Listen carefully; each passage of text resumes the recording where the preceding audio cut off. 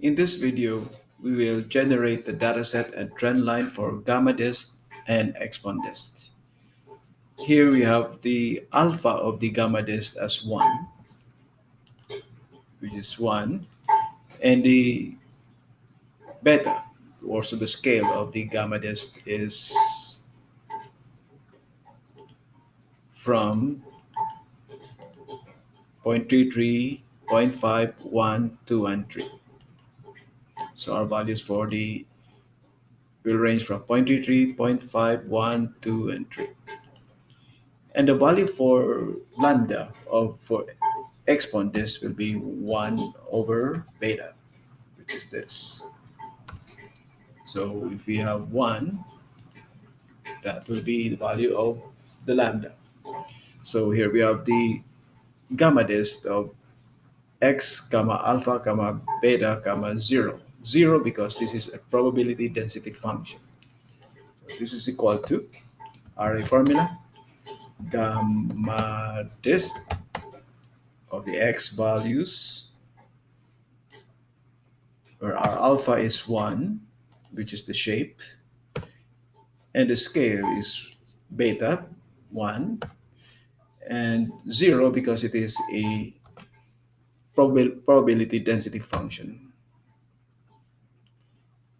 And here we have the trend line and the trend line equation in the form of exponential.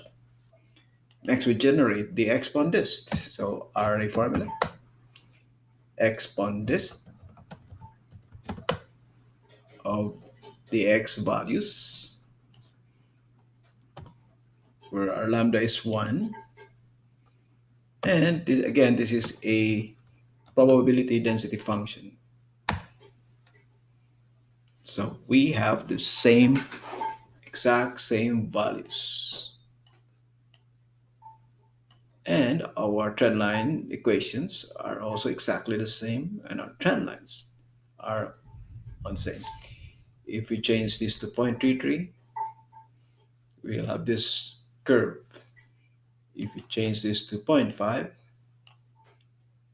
it will be 2 minus times e to the negative 2x. That's because lambda is 2.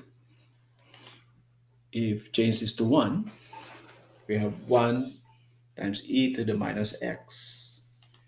If you change lambda to the beta to 2, our lambda will be 0.5, and this will be 0.5 times e to the negative 0.5x, also the same as 0.5. And the trend line, our data sets are the same. Change this to 3, our lambda will be 0.33, and our equation will be 0.333 times e to the minus 0.333x, also the same. This completes the comparison of the GAMMADIST and EXPONDIST function using array formula and data